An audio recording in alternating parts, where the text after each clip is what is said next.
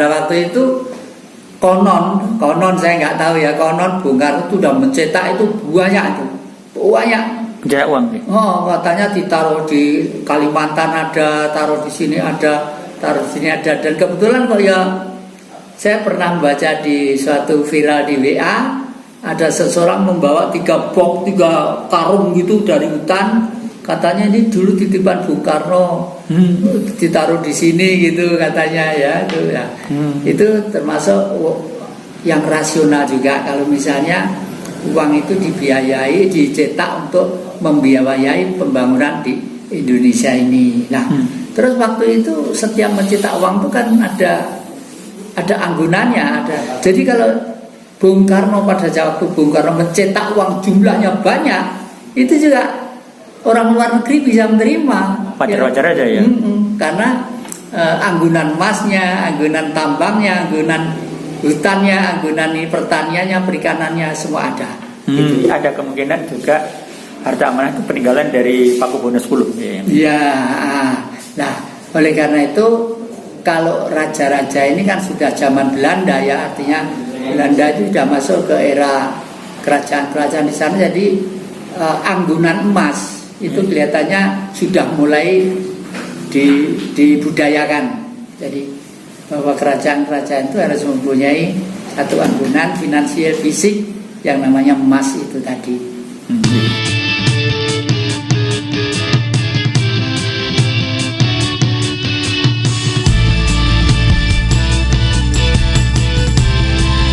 Pada waktu Bung Karno itu kan melaksanakan polisi Trisakti, bebas aktif dalam politik, berdikari dalam ekonomi, dan berkepribadian dalam kebudayaan. Nah, berdikari ekonomi itu adalah paling tidak Indonesia sebagai suatu negara harus menentukan sikap ekonomi yang tegas.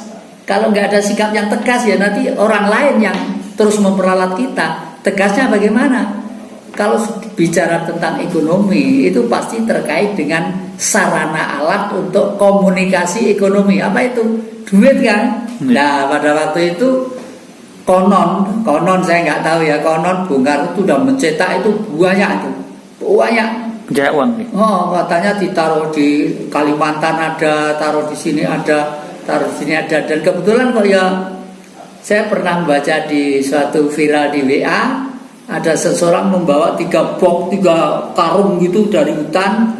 Katanya ini dulu titipan Bung Karno, ditaruh di sini gitu katanya ya, itu ya. Itu termasuk yang rasional juga kalau misalnya uang itu dibiayai, dicetak untuk membiayai pembangunan di Indonesia ini. Nah, terus waktu itu setiap mencetak uang itu kan ada anggunannya, ada artinya ada dasar untuk supaya uang itu secara internasional masih dihargai. Kalau zaman Amerika itu kan emas ya, karena punya stok emas tinggi, dolar nilainya agak lumayan begitu ya. Zaman Bung Karno nggak takut itu, nggak takut karena apa? Siapa yang tidak tahu kalau Indonesia itu kaya raya, lautnya kaya raya, Freeportnya kaya raya, Ternate-nya kaya raya, Kalimantannya kaya raya, hutannya, damarnya dan sebagainya kaya raya. Jadi kalau Bung Karno pada waktu Bung Karno mencetak uang jumlahnya banyak, itu juga orang luar negeri bisa menerima. Wajar-wajar aja ya. Karena anggunan emasnya, anggunan tambangnya, anggunan hutannya, anggunan pertaniannya, perikanannya semua ada. Gitu. Dan itu yang tunai. Yang tidak tunai itu tadi itu.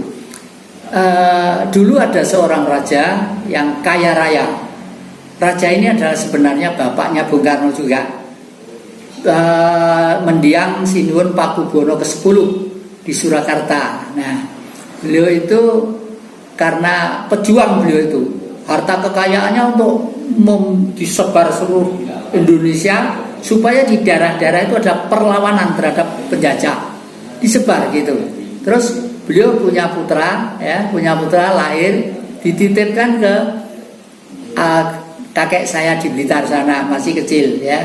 Itulah yang selanjutnya disebut Bung Karno atau Kusno atau Soekarno atau Bung Karno. Itu sebenarnya adalah putra beliau juga.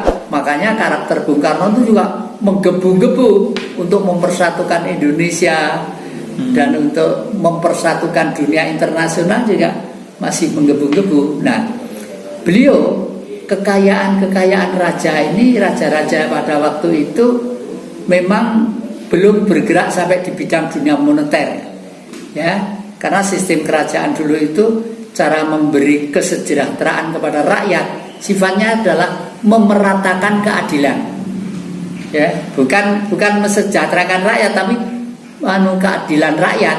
Jadi bagaimana masyarakat atau rakyat itu merasa mendapat pengayoman dan pengadilan. Oleh karena itu setiap daerah mempunyai karakter sendiri-sendiri untuk bergaul secara ekonomi lah.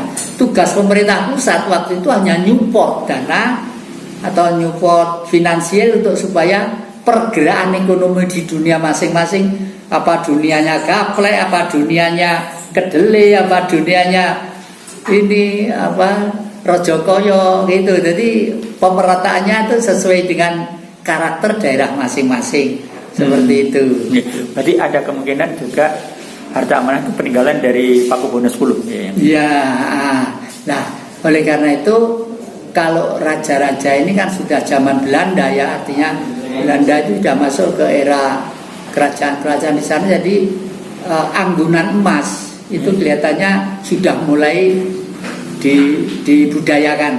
Jadi bahwa kerajaan-kerajaan itu harus mempunyai satu anggunan finansial fisik yang namanya emas itu tadi.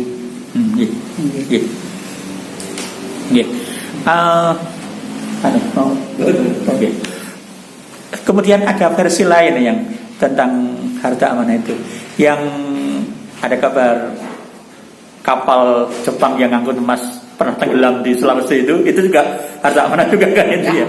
Ya, mungkin jadi. Kalau itu terkait dengan kelahiran saya, ya, dan saya saksi yang masih hidup. Lahir saya itu tanggal 11 bulan 11 jam 11 malam. Pada waktu saya lahir, di seluruh pulau Jawa itu lampu disuruh memadamkan oleh Jepang. Jadi tidak boleh ada lampu-lampu gini, sudah tidak boleh, lilin juga tidak boleh. Jadi pada waktu saya lahir itu waktu gelap. Karena apa? Ternyata pada waktu itulah Jepang mencuri harta kekayaan besar-besaran dari Indonesia, diusung ke negerinya sana. Dan di Jepang punya utang. Kalau utang Jepang nanti tidak segera dibayar, nanti yang akan ngamuk adalah air.